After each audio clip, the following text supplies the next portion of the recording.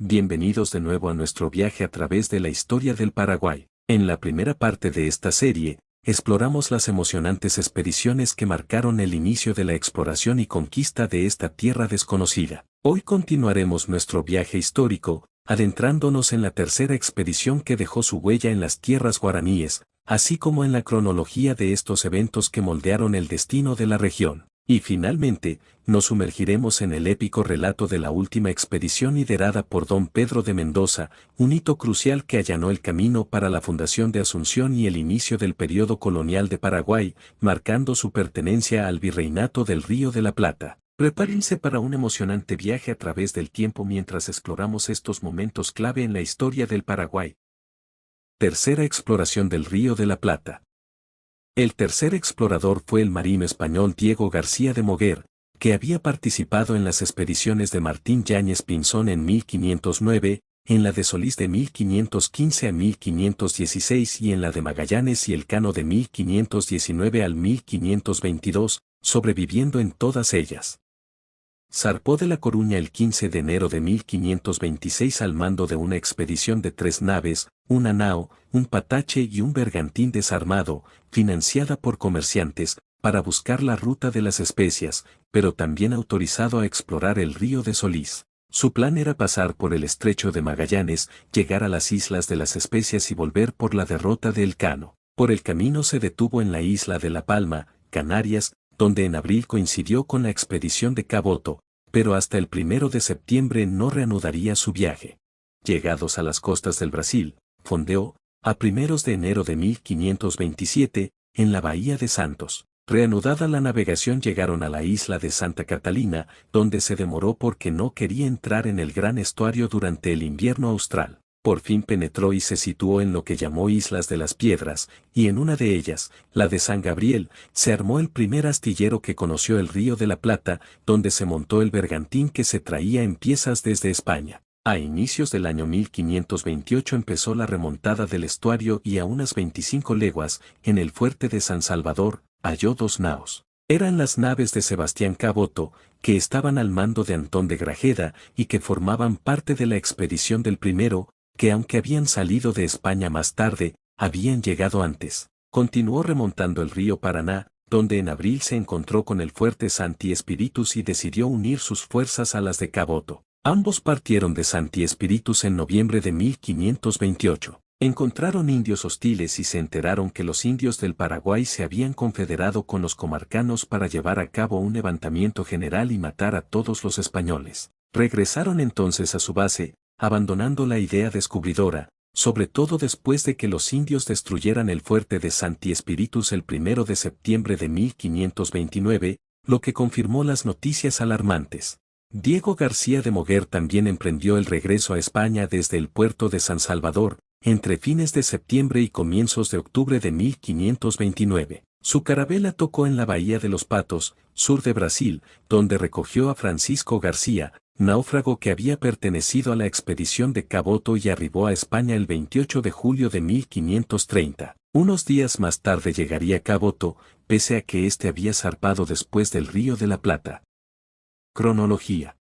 1526, 2 de noviembre. La expedición de Caboto fondea en la desembocadura del Río de los Patos en Brasil. 1527, 1 de enero. García de Moguer llega a la Bahía de Santos en Brasil. A los pocos días se traslada a la isla de Santa Catalina y a la región de San Vicente, actual Brasil, donde pasará casi un año. 1527, marzo. Las naves de Caboto penetran en el gran estuario. 1527, 7 de abril. Caboto funda el fuerte San Lázaro en la ribera oriental del Río de la Plata, muy cerca de la desembocadura del Arroyo de las Vacas, primer asentamiento europeo en la cuenca del Plata, que pronto sería abandonado. 1527, 8 de mayo. Caboto y su segundo Miguel de Rifos con 2 naves pequeñas, enfilan hacia el río Paraná con el propósito de remontarlo, entran por el Paraná de las Palmas, gran brazo de su delta. Paralelamente Antón de Grajeda, asignado a la búsqueda de un puerto seguro para la flota mayor, sube por el río Uruguay y alcanza la desembocadura del río San Salvador. Allí construye a partir del 30 de mayo una precaria edificación con el nombre de Fuerte San Salvador. 1527, 9 de junio. Caboto funda a 150 metros de la desembocadura del río Carcarañá en el río Coronda y a 7 kilómetros de la desembocadura de este en el río Paraná, el fuerte Santi Espíritu. En este lugar permanecerán varios meses construyendo un bergantín más apropiado para la navegación fluvial. 1527, 28 de agosto. La guarnición de San Lázaro se traslada al fuerte de Santi Espíritu. 1527, 23 de diciembre. Caboto parte al mando de 2 naves para explorar el Paraná aguas arriba, dejando una pequeña guarnición de 30 hombres en el fuerte. Remontará también el río Paraguay hasta el Bermejo, pero tendrán muchos problemas con el abastecimiento de víveres y con los nativos que les saldrán al encuentro, perdiendo muchos hombres, por lo que tendrá que volver después de varios meses de exploración. 1528, 1 de enero. Las 2 naves de Caboto y Rifos navegan junto a una isla que llaman de Año Nuevo y que no existe en la actualidad, en las cercanías de la actual La Paz, en Entre Ríos. A mediados del mes pasan por los asentamientos indígenas establecidos en las riberas del Paraná entre los ríos Santa Lucía y Corrientes. En este mes, García de Moguer parte de San Vicente rumbo a Itajay, donde llega a los pocos días. Pronto se hace a la mar rumbo al Cabo de Santa María cerca del Río de la Plata y en la isla de los Patos, de gran riqueza pesquera, permanece 8 días, esperando la llegada de su bergantín adquirido en San Vicente. Cuando llega, ambas embarcaciones entran por fin en el gran estuario del río de Solís. 1528, 26 de febrero, Caboto recorre la desembocadura del río Paraguay, sin internarse, sigue el curso del Paraná hasta llegar a un lugar que llaman Santa Ana, actualmente Itatí, provincia de Corrientes. Allí permanecen 30 días realizando esporádicas travesías, sin poder franquear los saltos de Apipe. 1528, finales de febrero. García de Moguer llega a las Islas de las Piedras, y en una de ellas, la de San Gabriel cerca de la actual ciudad de Montevideo, se monta el primer astillero que conoció el Río de la Plata, donde se ensambla el bergantín que se traía en piezas desde España, operación que dura 2 semanas. 1528, marzo. García de Moguer comienza la remontada del estuario y a unas 25 leguas halla 2 naos y un fuerte, el de San Salvador. Eran las naves de Sebastián de Caboto, que estaban al mando de Antón de Grajeda, 1528, 31 de marzo. Las 2 naves de Caboto desandan el Paraná, y mientras él se queda en la desembocadura del Paraguay, Miguel de Rifo se interna en el mismo, 31 de marzo. Al llegar a la entrada del Bermejo, que se creía debía ser remontado para llegar a la Sierra de la Plata, el contingente es emboscado por los indios, muriendo todos sus miembros. Al parecer este trance habría ocurrido por una traición de Francisco del Puerto, de quien nunca más se supo. 1528, abril. García de Moguer llega a Santi Espíritus. 1528, 10 de abril. García y sus hombres embarcados en 2 bergantines, dejan Santi Espíritus, suben por el río Paraná y después de 27 días y 30 leguas, antes de llegar a la confluencia del Paraguay, en algún lugar entre las actuales Goya y Bellavista, las 2 expediciones españolas se encuentran en plena selva americana, produciéndose su encuentro con Caboto.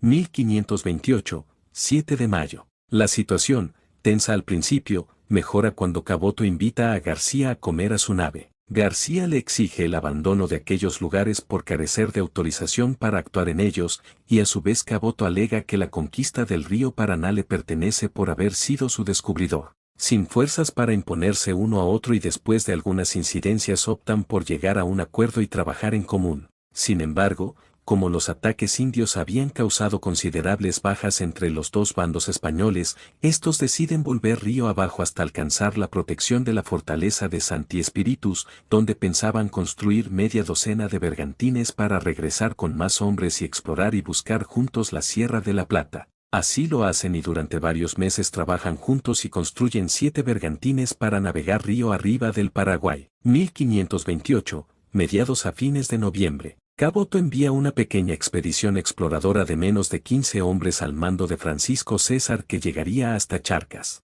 1528, noviembre. La expedición conjunta de Caboto y García de Moguer parte de Santi Espíritus explorando el río Paraná, penetrando en el río Paraguay y descubriendo la desembocadura del río Pilcomayo. 1529, mediados de febrero. César retorna a Santi Espíritus. También vuelven Caboto y García y durante varios meses se dedican a preparar una nueva expedición hacia los sitios indicados por César. 1529, 1 septiembre, destrucción de Santi Espíritus por los indios. Su dotación en ese momento era de 80 hombres, de los que pudieron salvarse menos de 50. 1529, septiembre. Estando Caboto y García Moguer en San Salvador preparando la nueva expedición, reciben la noticia de que los indios han asaltado el fuerte Santi Espíritus y matado a 30 de sus defensores. Acuden entonces al fuerte y solo encuentran destrucción, regresando a San Salvador. 1529, fines de septiembre a comienzos de octubre. Diego García emprende desde El Salvador el regreso a España,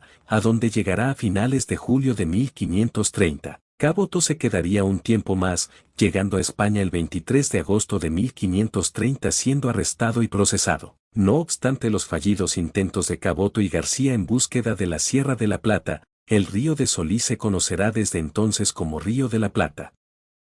Cuarta y última exploración, del Río de la Plata. El cuarto explorador fue Pedro de Mendoza, quien había capitulado con el rey para fundar 3 fortalezas de piedra dentro de la jurisdicción sin límites precisos que se le había concedido. Fue firmada en Toledo el 21 de mayo de 1534 y en ella se le confería el título de adelantado, gobernador, capitán y alguacil mayor de las tierras que descubriera y poblase. Se trataba de un territorio enorme comprendido entre los paralelos 25 y 36 con posibilidad de internarse por él, hasta el Océano Pacífico. En contrapartida, debía correr con el gasto de armar los barcos y reclutar a los hombres, además de incorporar un médico, un cirujano y un boticario, cuyo salario pagaría también de su propio bolsillo. Las cuestiones relativas a la población indígena y a la conducta de los españoles fueron recogidas con detalle en la capitulación e insistían en la defensa y buen trato de los naturales, encareciendo el cumplimiento de la Real Provisión de Granada de 1526. Mendoza se comprometía a llevar consigo un determinado número de religiosos, cuya misión, además de la propiamente evangelizadora, se extendía a intervenir en los conflictos que surgieran e informar al rey de cualquier abuso. La misión encomendada a Mendoza constituía un freno a la expansión de los portugueses, quienes desde sus factorías del sur de Brasil, San Vicente, Santa Catalina y Los Patos, no solo se limitaban a comerciar esclavos y maderas finas, sino que también recorrían la región del Río de la Plata y que a través de las regiones selváticas del Gran Chaco, estaban en contacto con el mundo peruano.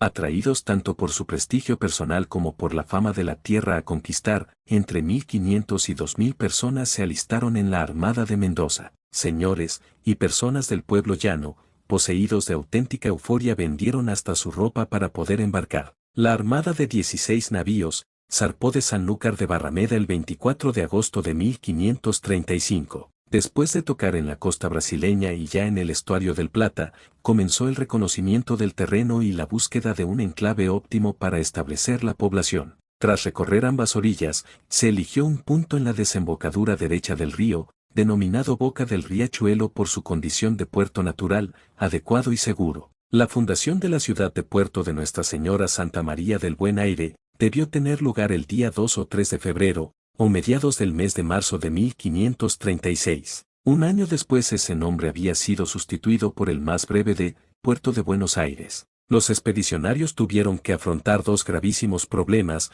la escasez de alimentos para alimentar a tanta gente y el pertinaz hostigamiento indígena, por lo que se convirtió en una historia de dura supervivencia, a la que se añadió el mal estado de salud de Mendoza que amenazó desde el principio el incierto futuro de la empresa que tanto costaba avanzar. Al comprobar las dificultades que iba a tener la empresa en esa margen occidental del Río de la Plata, Mendoza despachará 3 expediciones exploradoras. Cronología. 1535, 24 de agosto. Zarpa la expedición de Mendoza, de Sanlúcar de Barrameda. 1535, 30 de noviembre. Mendoza arriba a Río de Janeiro. 1536, enero. Mendoza llega al Río de la Plata. 1536, 2 de febrero. Fundación de Buenos Aires. Muy pronto aparece el hambre. 1536, 3 de marzo. Gonzalo de Mendoza acompañado del piloto e intérprete, Gonzalo de Acosta, parte de Buenos Aires con la primera expedición a Santa Catalina en Brasil, en busca de víveres. La segunda expedición de 350 hombres, al mando de un caballero deudo de Pedro de Mendoza, que el clérigo bávaro Ulrico Smidel, llama Herk Liechtenstein, Jorge Luján, hace una entrada por las islas del Paraná, regresando solo la mitad a los 2 meses y sin víveres. 1536, de mayo a junio. Pedro de Mendoza despacha su tercera expedición al mando de su teniente Juan de Ayolas a descubrir la tierra, con 3 bergantines y 150 hombres. Río arriba en la confluencia con el río Carcarañá cerca de la laguna de Coronda, funda el fuerte de Corpus Christi el 15 de junio, aunque pierde uno de los navíos. En la laguna de los Timbús se establecen, y en el fuerte deja 100 hombres de guarnición, al mando del tesorero Gonzalo de Alvarado. Al poco tiempo ya de camino de regreso a Buenos Aires en busca del adelantado, le sale un tal Jerónimo Romero, de la gente de Sebastián Caboto, y les cuenta maravillas de las riquezas de tierra adentro. Este hombre era uno de los compañeros del capitán César, quien se anduvo por el Tucumán, porque solo por allí pudo penetrar al Perú. Ayolas toma nota pero regresa con el resto de los hombres a Buenos Aires, llevando las naves bien abastecidas para remediar la situación que se estaba viviendo. 1536, 15 de junio, batalla del río Luján con los indígenas, en la que Mendoza perdió a su hermano Diego y a 2 sobrinos, Pedro y Luis Benavides, además de otros capitanes. Fueron 300 españoles contra 4000 querandíes. 1536, 24 de junio. Al mes de haber vuelto Jorge Luján de su viaje en busca de provisiones, acuden hasta 23.000 guerreros a incendiar Buenos Aires. Procedían de 4 naciones, querandís, guarenís, charrúas y chanatimbús. Atacan con flechas incendiarias la naciente ciudad, pero no pueden tomarla. 1536, mediados de agosto. Pese a tantos contratiempos y alentado por las nuevas de Ayolas, aún le quedan fuerzas a Mendoza para ponerse al frente de una expedición para remontar el río Paraná a las tierras de los Timbús. Se embarca en una flotilla de 8 bergantines y bateles con Ayolas y 400 hombres, y suben río arriba. Deja 100 hombres en Buenos Aires. 1536, 15 de septiembre, llegada de la expedición de Mendoza a Corpus Christi. 1536, finales de septiembre. Pedro de Mendoza funda el pueblo y fuerte de Buena Esperanza, en las cercanías del actual Puerto Aragón. 1536, primeros de octubre. Vuelve con bastimentos la expedición de Gonzalo de Mendoza y Gonzalo de Acosta de su viaje a Santa Catalina en busca de víveres, desconociendo el ataque a Buenos Aires del 24 de junio. De allí no solo trajo los bastimentos y otras cosas necesarias, sino ciertos cristianos que allí vivían con sus familias y esclavos, para que les sirviesen de intérpretes en sus tratos con los indios. 1536, 14 de octubre. Por orden de Mendoza, Juan de Ayolas parte del recién fundado fuerte de Buena Esperanza, con 140 hombres y 2 bergantines. El gobernador le ordena la penetración del Paraguay hasta llegar a la Sierra de la Plata. 1536, 22 de octubre. Mendoza parte desde Buena Esperanza para volver a Buenos Aires. 1536 primeros de noviembre. El adelantado estaba ya de regreso antes de fin de año en Buenos Aires, después de que se concluyeron las 3 naos que se estaban preparando. A su vuelta se encuentra postrado a causa de una enfermedad que ulceraba todo su cuerpo y apenas tiene voluntad para acometer nuevas iniciativas. 1536, noviembre. Juan de Ayolas y sus compañeros de expedición remontan el Paraguay, con grandes dificultades, yendo parte de los soldados por tierra, con el objetivo de alcanzar la tierra paraguaya. Exploran las tierras del interior. 1537, 15 de enero. Mendoza despacha a Juan de Salazar y a Gonzalo de Mendoza en busca de Juan de Ayolas, con 3 bergantines y 60 hombres, pero tardarán 6 meses hasta llegar al fuerte de la Candelaria. 1537, 2 de febrero. Ayolas funda el fuerte de Candelaria a orillas del río Paraguay, cerca de la desembocadura del río Blanco y establece buenas relaciones con los indios payaguás. 1537, 12 de febrero. Parte Ayolas hacia el oeste por el Chaco, con 130 hombres dejando a Domingo de Irala en la Candelaria, con 30 hombres en el fuerte, y explora 100 leguas más arriba la tierra de los Payaguá. Ayolas se relaciona con los indios payaguás, hasta el punto de casarse con la hija del cacique Tamatía. Ayolas había dejado a Irala al mando con plenos poderes y derecho de sucesión, según el acta labrada y firmada por los mismos, ante el escribano Haro, el 12 del mismo mes y año. Irala permanece en el lugar por más de 4 meses, con gran zozobra, en el esfuerzo por sobrevivir y cuidar que las embarcaciones no se echasen a perder. 1537, 22 de abril. Gravemente enfermo, Pedro de Mendoza parte para España y delega el mando del poblado, con 250 hombres, al capitán Francisco Ruiz Galán, hasta que Ayolas regresara, embarcando en la carabela Magdalena y escoltado por el galeón San Antón. A la altura de Cabo Verde fallece en alta mar, el 23 de junio. 1537, 23 de junio. Llegan a la Candelaria, Juan de Salazar de Espinosa y Gonzalo de Mendoza, enviados por Pedro de Mendoza trayendo víveres y procurando conocer noticias de Ayolas, quien todavía no regresaba. Este día también ocurre el encuentro entre Salazar e Irala, a 30 leguas al norte del puerto de la Candelaria. Como habían dejado un navío en Buena Esperanza, deciden bajar a un puerto de los Carios, con los otros dos y con los dos de Irala que se encuentran en muy mal estado. 1537, julio. Salazar abandona Nuestra Señora de la Candelaria y regresan aguas abajo, en las tierras dominadas por el cacique Caracará, donde en la subida por el río se habían abastecido merced a la ayuda de los carios, quienes habían optado por una alianza política con los hispanos como estrategia de paz. Mucho le sirvió de lengua el cristiano Juan Pérez, que Gonzalo de Mendoza había traído del Brasil. Aquí se levantará la Casa Fuerte, origen de la ciudad de la Asunción. Poco después Irala se encamina a Asunción para reponer víveres. 1537, 15 de agosto. Con la anuencia de Irala, Salazar funda ese día, el fuerte Nuestra Señora de la Asunción, asentado un pueblo en concordia de los naturales de generación carios. Una vez instalado el fuerte, Salazar lo deja al mando de Gonzalo de Mendoza con una guarnición de 30 soldados, y regresa a Buenos Aires a informar a Pedro de Mendoza, quien para entonces ya había partido de regreso a España.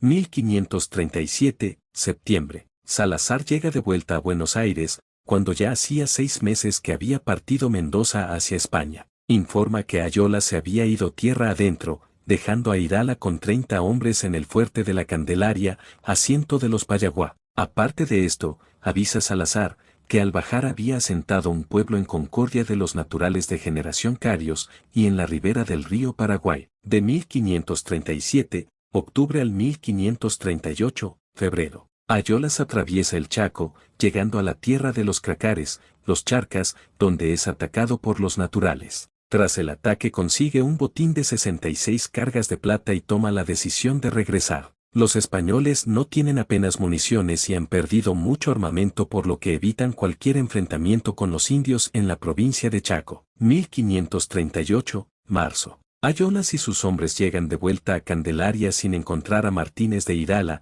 quien se había quedado como lugarteniente del fuerte tras su fundación. Su decepción es grande al no encontrar a Irala y al resto de la gente, por lo que decide aceptar la invitación que le ofrecen los indios payaguas, para reponerse y descansar en su pueblo. Sin embargo, a mitad de camino los españoles son emboscados, produciéndose la muerte de casi todos los expedicionarios, incluyendo la de Juan de Ayolas. 1538, abril. Llega a Buenos Aires el navío de León Pancaldo para comerciar. Intenta vender sus mercancías en las pobrísimas villas de los españoles levantadas a lo largo del río, pero la población de Buenos Aires y alrededores es tan pobre que solo pueden pagar a crédito. 1538, junio. El capitán Francisco Ruiz Galán, quien había recibido el mando de Buenos Aires a la partida de Pedro de Mendoza, deja una pequeña guarnición en Buenos Aires, y con el grueso de la gente, 200 a 250 hombres, suben por el Paraná y el Paraguay, y en un acta levantada de paso en Corpus Christi, firma Juan de Salazar, entre varios otros,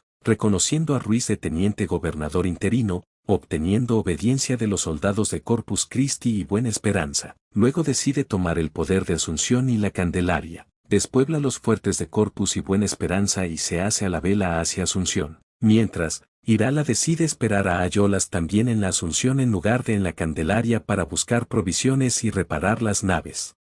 1538, julio. Encuentro en Asunción y discusión entre Ruiz e Irala por el mando, prevaleciendo el primero. 1538, 23 de agosto. Irala vuelve a la Candelaria para esperar a Ayolas. Los siguientes meses son durísimos para Irala y sus hombres debido a los ataques de los nativos y las precarias condiciones de vida en la Candelaria. Decidirán volver a Asunción a calafatear las naves, buscar provisiones y, tal vez, reforzar la tropa antes de continuar la espera en el norte. 1538, octubre. Llega a Buenos Aires desde España el veedor Alonso Cabrera, con instrucciones de la corona para organizar el gobierno de esas tierras. Porta una real cédula, de 1537, por la cual se permitía a los pobladores elegir gobernador mientras que los monarcas decidían a quién designar. Se producen discusiones entre Cabrera y Ruiz por el mando, y después parten los dos con 7 bergantines y 200 hombres para el Paraguay,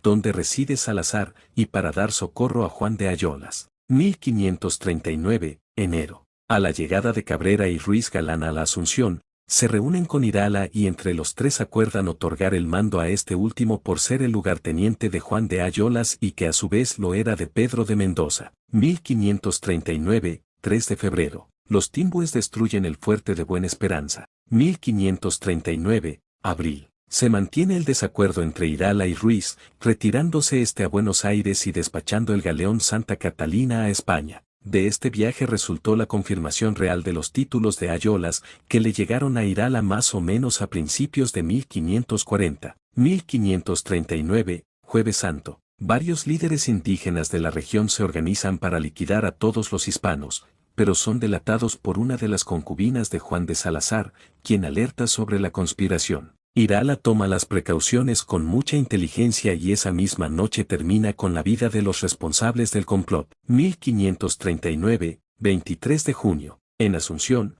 previas formalidades, el vide Cabrera confirma a Domingo Martínez de Irala como gobernador de la provincia del Paraguay. Este acto legitima aún más el mando de Irala. 1539, 26 de julio. Juan de Salazar de Espinosa le entrega las llaves de la Casa Fuerte e Irala toma posesión de Asunción y de toda la provincia haciendo valer sus derechos como lugarteniente de Ayolas, heredero del adelantado. 1539, noviembre. El nuevo gobernador Domingo Martínez de Irala inicia la búsqueda de Juan de Ayolas mediante una expedición al centro del Chaco, pero tan solo puede confirmar su muerte en enero de 1540, así como de la mayoría de sus hombres a manos de los Chané. El gobernador envía cartas a España informando sobre la ubicación y la situación de los sobrevivientes de la armada de Pedro de Mendoza y solicita auxilios para el destacamento de Asunción. Sin embargo, quien recibe ese documento en la isla de Santa Catalina es Álvar Núñez Cabeza de Vaca, que venía desde España como nuevo gobernador,